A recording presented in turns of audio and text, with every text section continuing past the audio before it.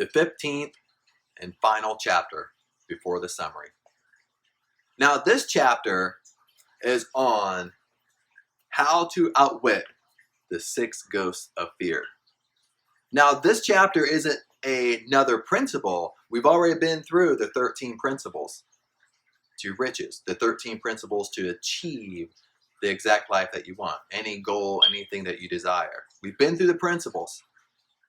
Napoleon Hill adds in a bonus chapter on how to outwit the 6 ghosts of fear. Because remember, what did Napoleon Hill say? Faith and fear make poor bedfellows. Where one exists, the other cannot. Only one can dominate at one given time. So, what we have to understand, I left this up again behind me as a review, just in case I need it, because I know I won't be writing on the whiteboard during this course, or during this module and this chapter. But this is what we have to understand. Faith. Remember, faith. What other words are related to faith? What other words mean the same thing as faith? And we've been going over this over and over and over. Faith, belief, expect, and demand. They all mean the same thing. But remember, what influences your subconscious mind? It's faith. And what Napoleon Hill is saying here in this chapter is mastering the 6 ghosts of fear. Do you want to have faith influence your subconscious mind, or do you want to have fear influence your subconscious mind? Because remember, where you find one, the other cannot exist. Remember, where you find one, the other cannot exist. So only one can dominate at a given time. This chapter also is really a self-reflection chapter. It's about mastering fear, mastering the 6 ghosts of fear, as Napoleon Hill puts it.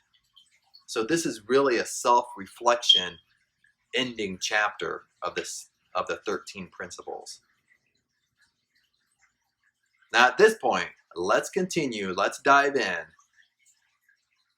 to the last and final chapter in Think and Grow Rich. How to outwit the 6 ghosts of fear. Napoleon Hill says right away, take inventory of yourself as you read this closing chapter and find out how many of the ghosts are standing in your way. So he goes out right away and says it's a self-reflection. How many of the 6 ghosts stand in your way today for you achieving the exact life that you want to have? What 6 ghosts stand in your way that is messing this up? Because this is what we have to understand with the subconscious mind. This is what we have to understand with the law of attraction. See, every expert, Napoleon Hill included, every expert in the law of attraction agrees that the exact result you're getting right now today, the exact lifestyle you're living today, you have attracted. See, even if you believe it or not, you're using these same laws for the positive or the negative. You're using them even if you don't know you're using them. You're just on autopilot. You don't know what you're doing. You're not aware of what you're doing. You see, you're using this right now, maybe you're using the same laws without being aware, that's holding you back to achieve what you want. It's about awareness.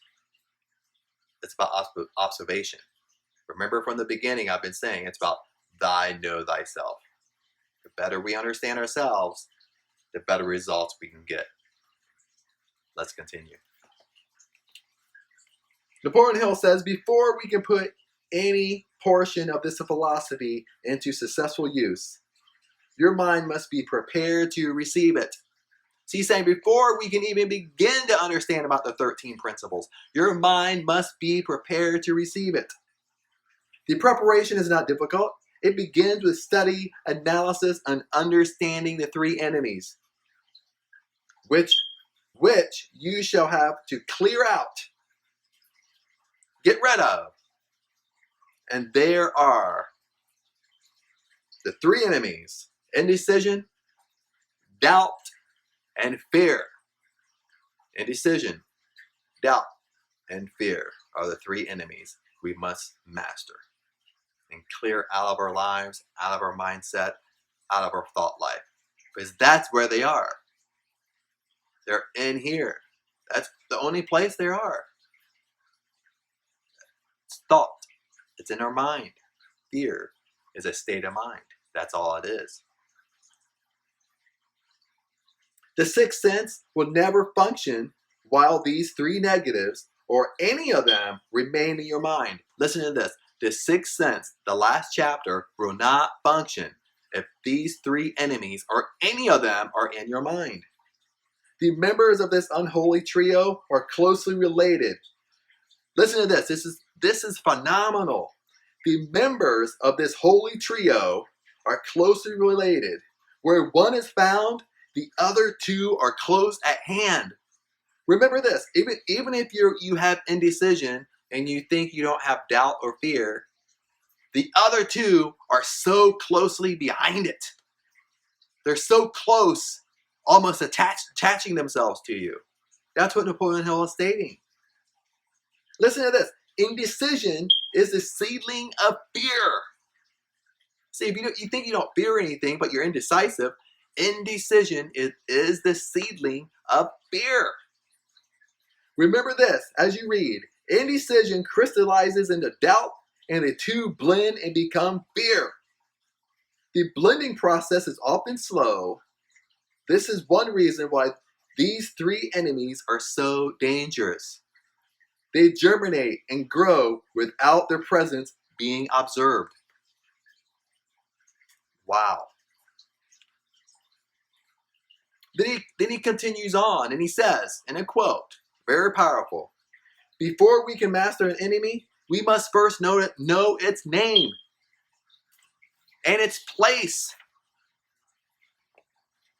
As you read, analyze yourself and carefully determine which, if any, of these six common fears have attached themselves to you. Remember, at first, to master an enemy, we must first know the enemy. We have to know it exists. We have to know its name. We have to know exactly what it's doing to us in order to conquer it. Get to the root cause and throw it out. Did you like that? Throw in a little sound effect there.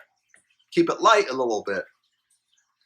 Then he continues, do not be deceived by these habits of these subtle enemies. Do not be deceived. Sometimes they remain hidden in the subconscious mind, where they are difficult to locate and still more difficult to eliminate. That's what he's saying. See, these fears,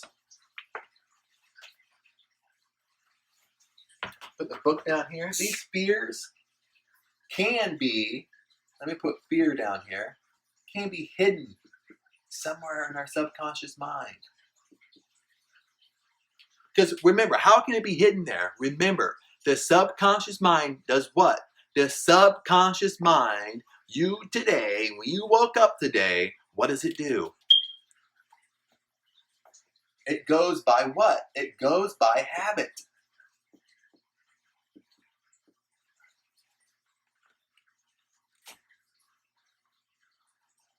See, you're using it every day, all day long, even if you know it or not, even if you're aware of it or not. It goes by habit.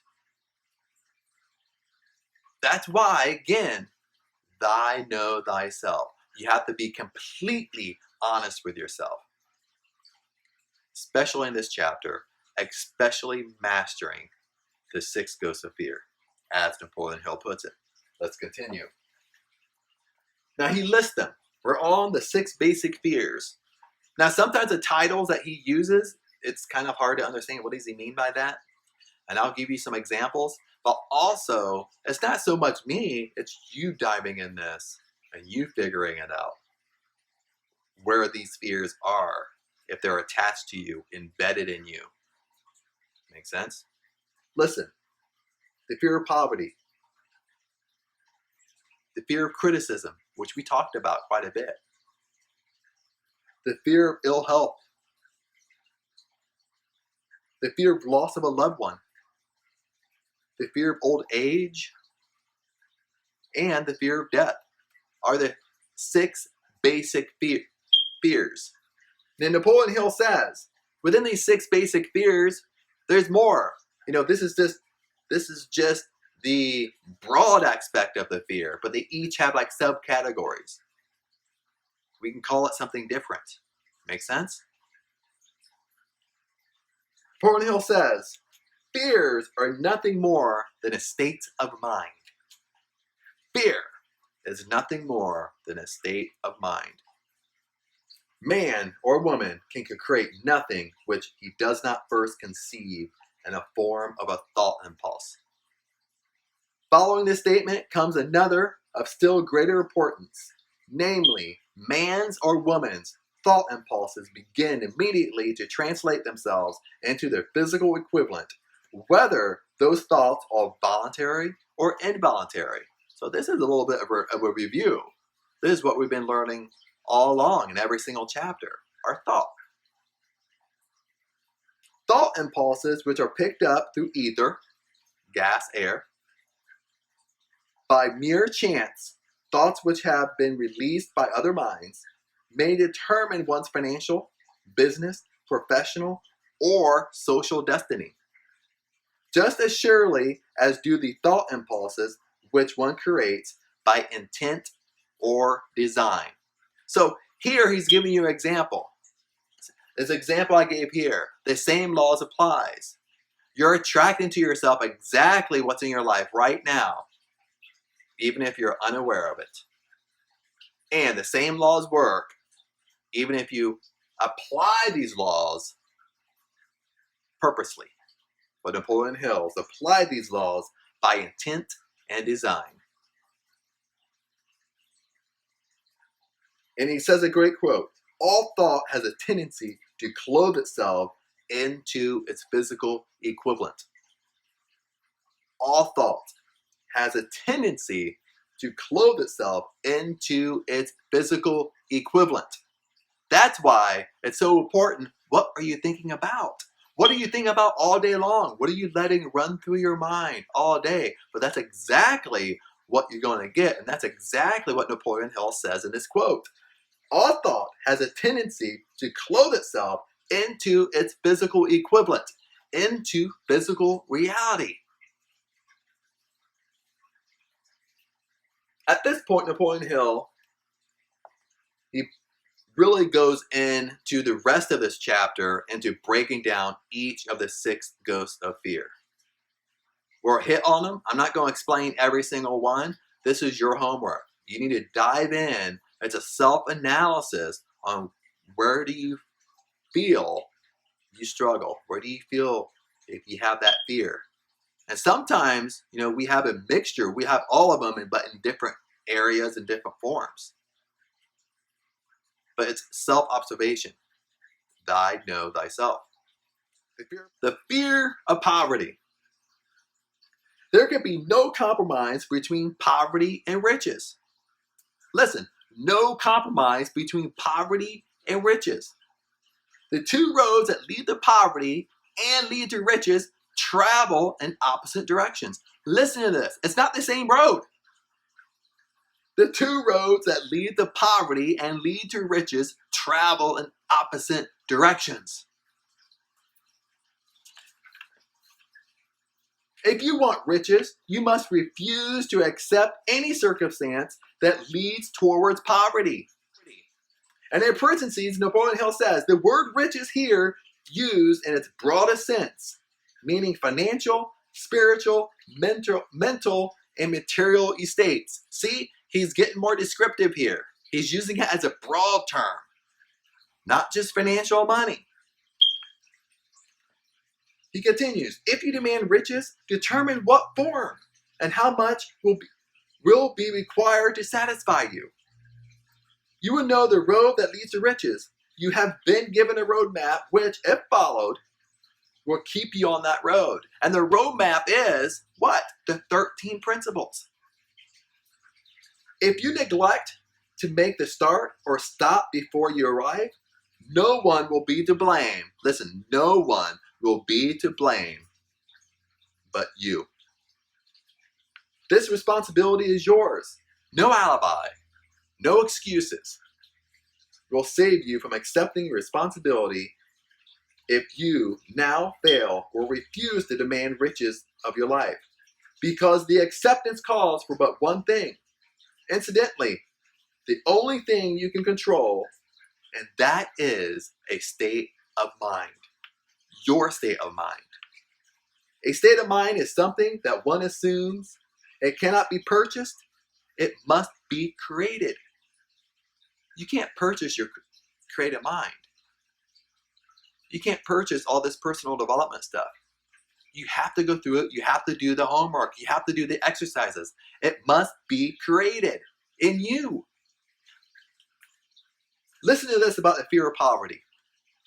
This fear paralyzes the faculty of reason, destroys the faculty of imagination, kills off self-reliance, undermines enthusiasm, discourages initiative, leads to uncertainty of purpose, encourages procrastination, wipes out enthusiasm, and makes self-control an impossibility.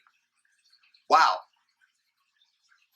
It takes the charm for one's personality, destroys the possibility of accurate thinking, diverts concentration of effort, it masters persistence, turns the willpower into nothingness, destroys ambition, beclouds the memory, and invites failure in every conceivable form. It kills love and assassinates the finer emotions of the heart, discourages friendship and invites disaster in hundreds of forms, leads to sleepiness, misery, and unhappiness. And all this despite the obvious truth that we live in a world of overabundance of everything that the heart could desire, with nothing standing between us and our desires, except lack of a definite purpose. Wow, that was a powerful paragraph on the fear of poverty and how it can wipe out the whole process of creating riches in your life, creating anything you want in your life. Listen to this. The fear of poverty grew out of man's and woman's inherited tendency to prey upon his fellow man or woman economically. Like how I would like to explain the fear of poverty, and it kind of depends upon what you think of it, because Napoleon Hill, the titles of it, you might think, well, I don't have a fear of poverty. I'm not scared, I want to be rich. But listen to this. Let me give you a very cool but yet powerful example. See, the fear of poverty can be something simple as this. Listen, let me put the book down. I've done this. I know you've done this. Now I'll give you a couple examples. Let's say I'll use myself as an example. Let's say I want to go in, I'm cleaning out my sock drawer.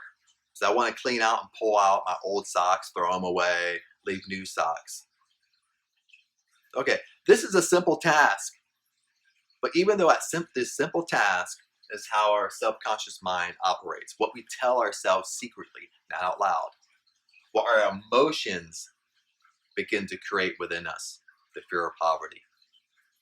See, as you're going through your socks and you're pulling out your old ones to throw away, to throw in the trash, there's something deep in your mind, and do you struggle with this?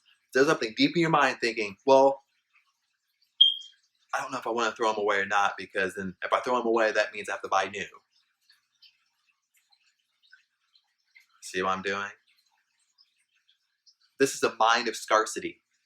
What's scarcity mean? Poverty. Fear. See, it's opposite from abundance. We don't have an abundant mindset. We have a poverty mindset, a scarcity mindset. Then we start talking ourselves out of it. Well, no, I'll wait till I buy new socks, then I'll throw them away. Then it never happens. See, you let that fear, you got emotional about it, you got scared. And what happens? See, we have that scarcity mindset. Remember, our imagination, emotion, subconscious mind does what? Responds to emotion. What emotion did I give it?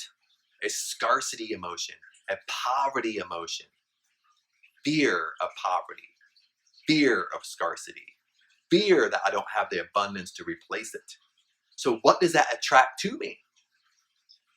Exactly that scarcity back into my life. Because that's what I'm putting out.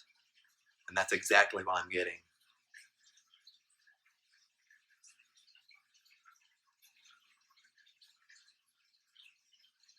How many times do we go to our clothes closet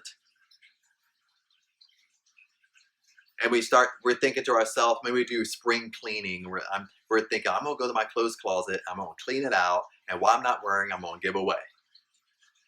Or what I haven't worn for a year, I'm going to give away. And, we start pulling things out. All of a sudden we look at it and we look at our closet, and we look at what we pulled out, and we start thinking, what? Scarcity. We start thinking, well, I have to replace all those clothes I pulled out. Even though I haven't worn them for a year, I don't know. So we pick them up, put them back in. A lack of abundance. Scarcity again. See what I'm doing? See, if we had faith, believe, and expect, and demand it, if we're thinking abundance,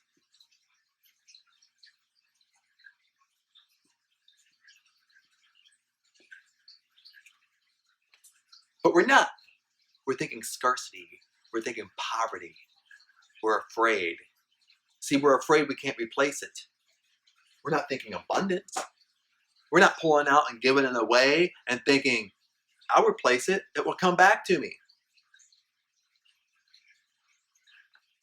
As a guy or a woman, have you ever went out to eat? And you go out to eat with friends. And when it becomes bill time, you start thinking, am I going to treat? Are they going to treat? We're going to split it? What's going to happen? But you're thinking scarcity. You're not thinking, well, okay, I'll treat. You ever get in that weird situation? You pull out your wallet. And as you pull out your wallet, you kind of like step back to see if someone else is going to step in front of you to volunteer to pay for it. Fear of poverty. You see, these fears are very subtle, just like Napoleon Hill has said. They hide in our subconscious mind. They've been with us since we've been a child. See, but once we know it's there, once we observe it, once we know we have that habit, that's what Napoleon Hill is talking about. You have to know your enemy. You have to know where it is. You have to know how it works. Because once you realize it, once you know it's there in you, then you can fix it. Then you can wipe it out. Then you can conquer it. Let's move on.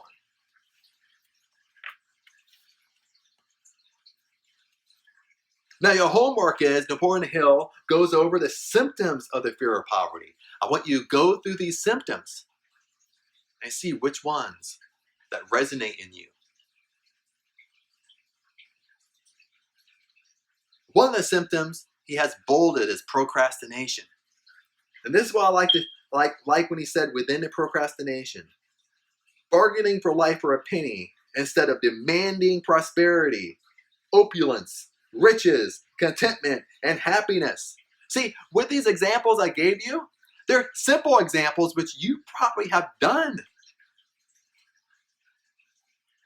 But in that instance, in that scarcity moment, this is exactly what you're doing. You're bargaining with life for a penny.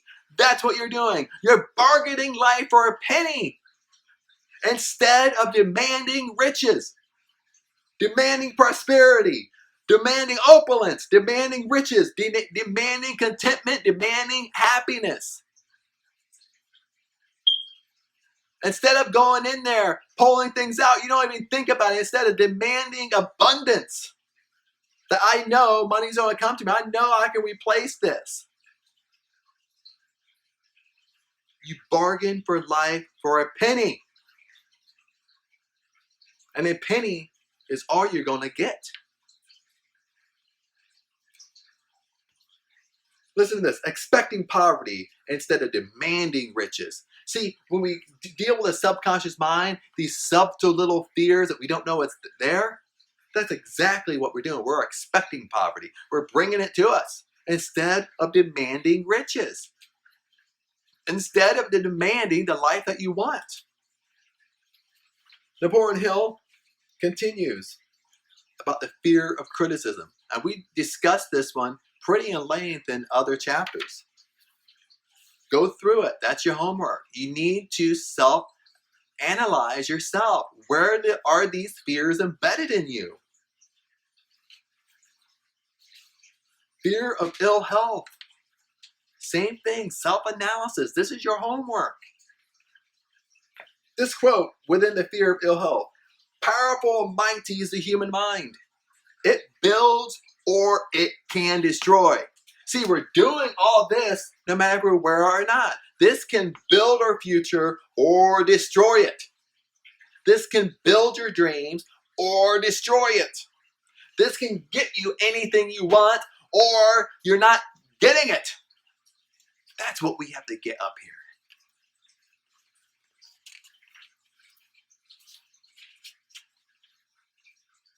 In your homework with the symptoms of fear of ill health, read over these symptoms. Read over them. Where are they embedded in you? The fear of a loss of a loved one. Read over it. The fear of old age. Read over it. Where are they? Are they in you somewhere? And they might not come up right away. It might just be in the back of your mind. Then a week later, a couple of weeks later, you do something and you notice it right away. You capture it. You're like, ha ha! It's in me. I noticed it.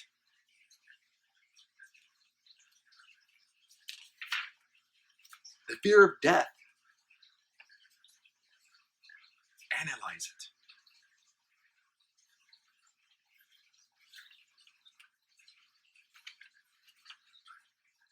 One of the ones I really want to talk about that I think is very, very important.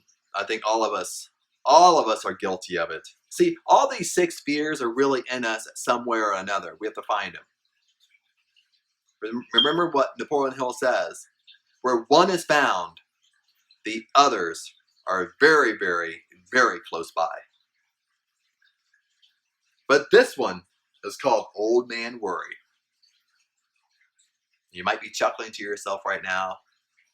You might even be telling yourself, well, Chad, I don't worry. Well, do you? See, it's like the small examples I gave you with cleaning out your closet, throwing away socks. Is it really in you? Do you do this? Maybe you don't do it very often, but you probably do it at some point or another. Listen to this. Worry is a state of mind based upon fear. Still a fear. Worry is a state of mind based upon fear. How is that?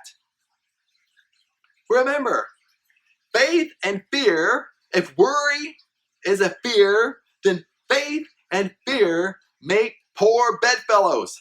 Where one is found, the other cannot be found. The other cannot exist. Only one can dominate at once. So what are you doing? When you're worrying about something, do you have faith that it's going to work out? Do you have belief? Are you expecting the good? Are you demanding it? No. When you're in a state of worry, and most of us, this is the issue that we do. Most of us, what happens? Think back when you're worried about something. When you're worried, You have so much intensity to it. You have so much emotion about it. You have your creative imagination going because you're thinking about it. What happens? Influence your subconscious mind. Then if you're constantly worrying over and over and over and over and over again, that's exactly what you're getting back. Because remember, the subconscious mind responds to emotion.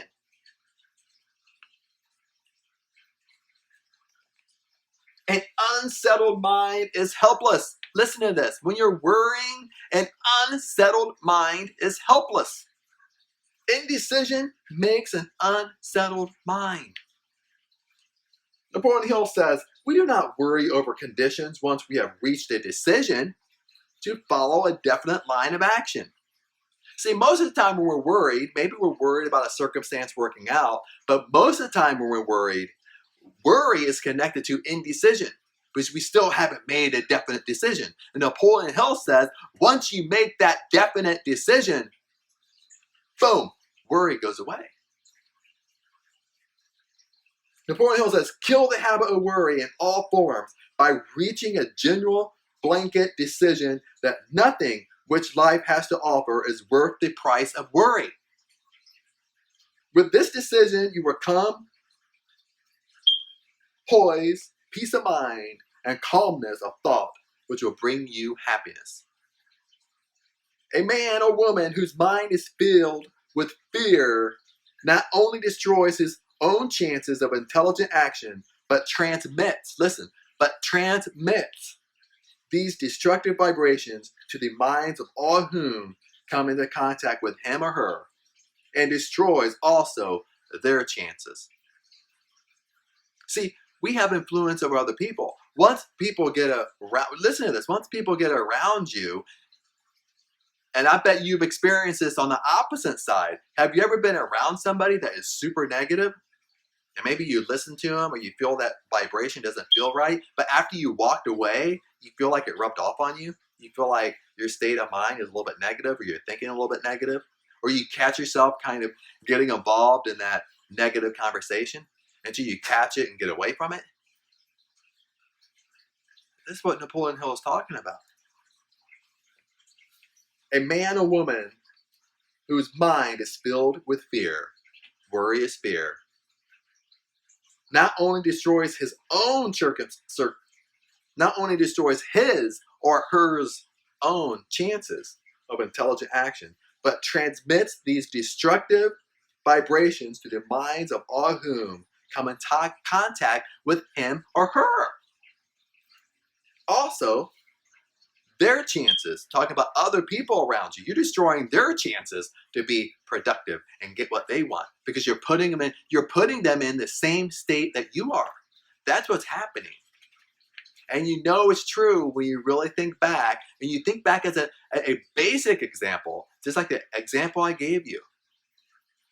Then he kind of digs a little bit deeper on that basic example I gave you. He didn't give that example, but I did. But what he's kind of following up with kind of gives it more meaning. He says, mental telepathy is reality. Our thoughts are rubbing off on you. When you're around other people, what you're thinking rubs off on other people.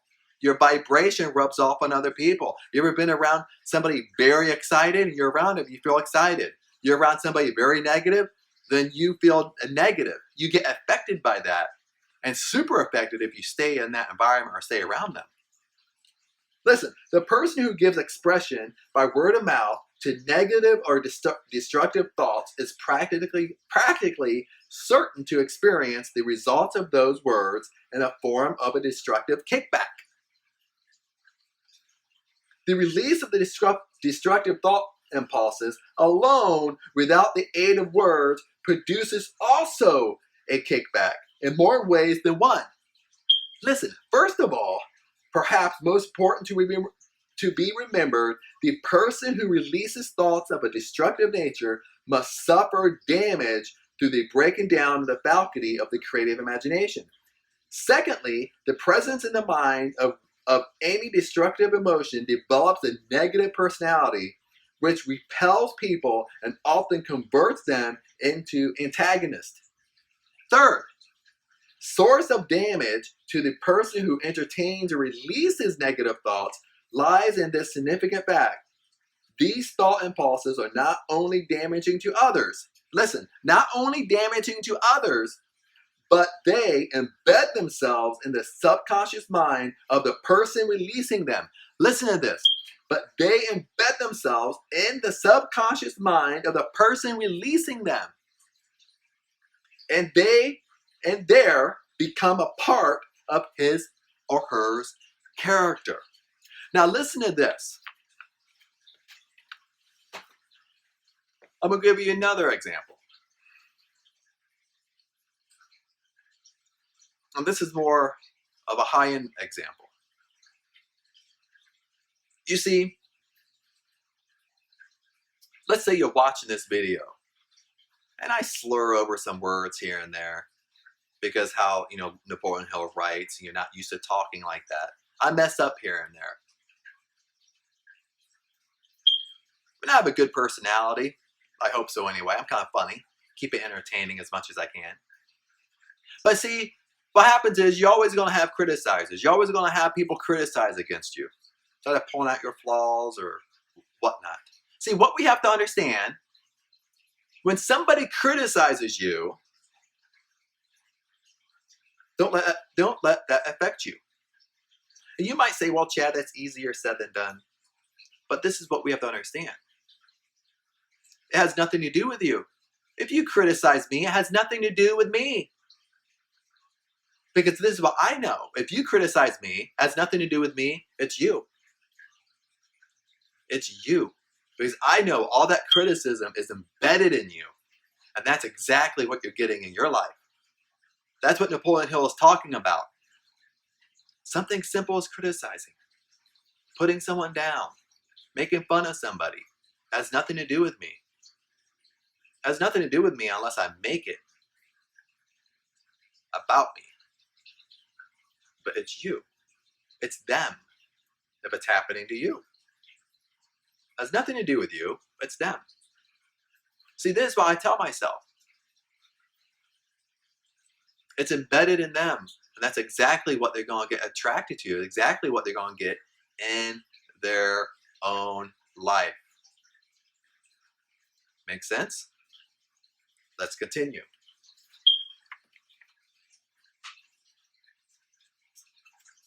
He continues, your business life is presumably to achieve success.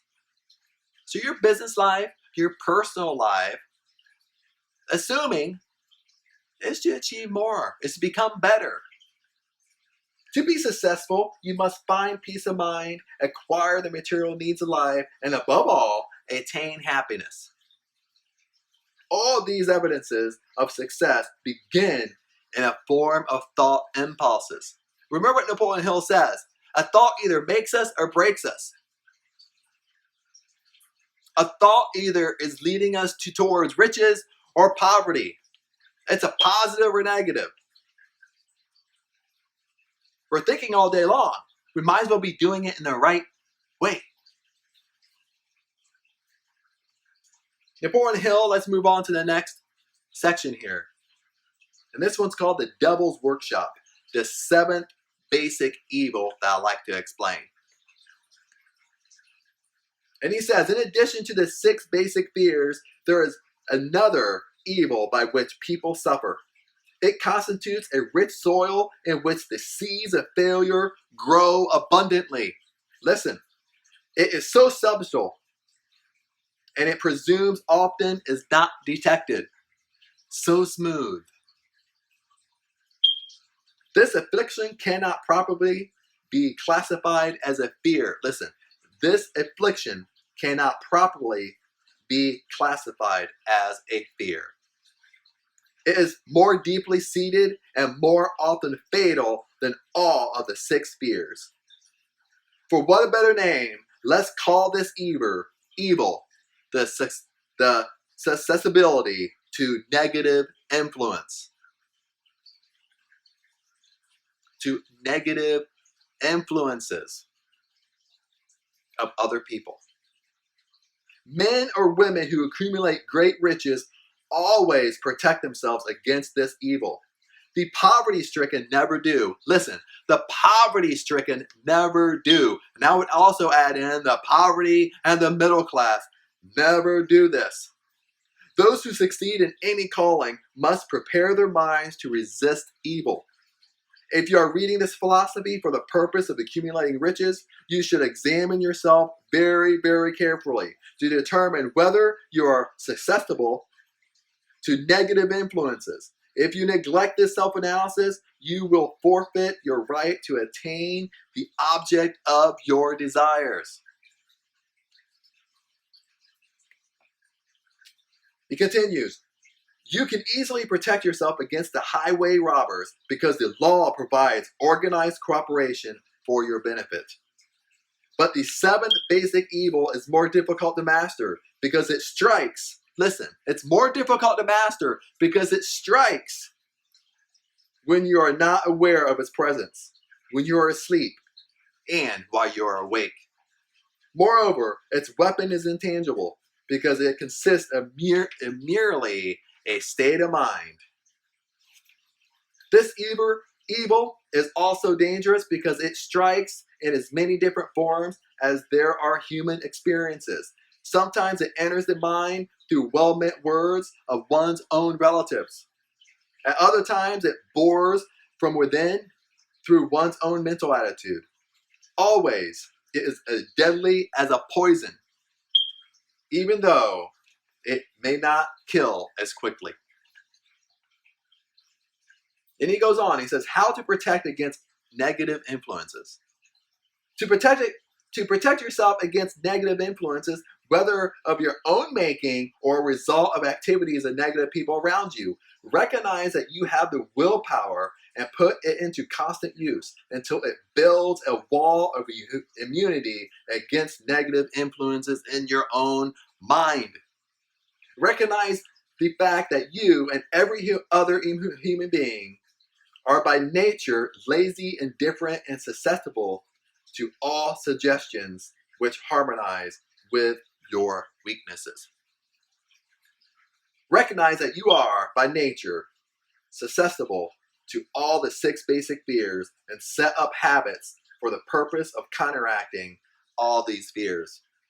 Recognize that negative influences often work on you through your subconscious mind. Therefore, they are difficult to detect. And keep your mind closed against all people who depress or discourage you in any way. Clean out your... He kind of goes on a little bit because during this time, I mean, it still goes on today in a different way, but during his time, he says, clean out your medicine chest, throw away all the pill bottles, and stop pondering on colds, aches, and pains and imaginary illnesses. Deliberately seek the company of people who influence you to think and act for yourself. Your mastermind group. That's what he's talking about. Without doubt, the most common weakness of all human beings is the habit of leaving their minds open to negative influence of other people. This weakness is all the more damaging because most people do not recognize that they are cursed by it.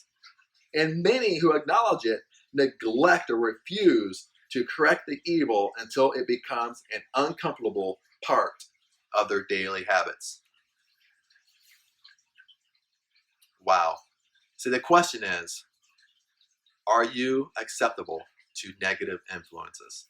I think most of us are. You have to be aware of it so you can master it. The next is a self-analysis test questionnaire that you must go through. And go through it. Be honest. Thou know thyself.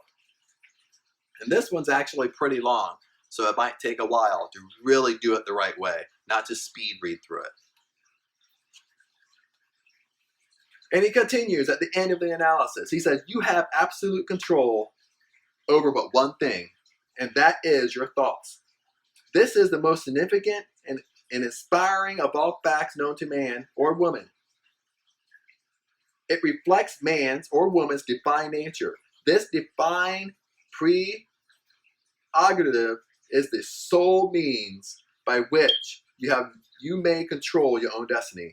If you fail to control your own mind, you may be sure you will control nothing else.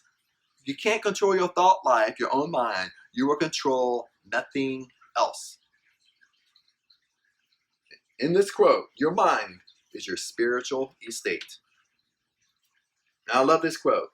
He knew that the mind could produce anything the mind could conceive and believe. The mind can produce anything the mind can conceive and believe. What's belief? Faith. Expect. Demand.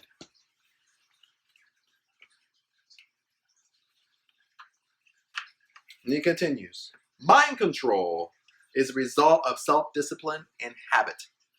You either control your mind or it controls you. There is no halfway compromise. The most practical of all methods of controlling the mind is the habit of keeping it busy with a definite purpose backed by a definite plan. Study the record of any man who achieves noteworthy success, and you will observe that he has control over his own mind, and moreover, that he or she exercises that control and directs it towards the attainment of a definite objectives. Without this control, success is impossible. And then he goes in, and I love this exercise. He goes into the 57 famous alibis, the 57 famous excuses. Really go in this and see which ones you use, continually use, and have used. And I'm going to end this chapter before we go on to the summary. I'm going to end this chapter with the master key. The master key is intangible, but it is powerful. It is the privilege of creating in your own mind a burning desire for a definite form of riches. There is no penalty for the use of this key, but there is a price you must pay if you do not use it. The price is failure. There is a reward of the stupidest proportions if you put the key to use.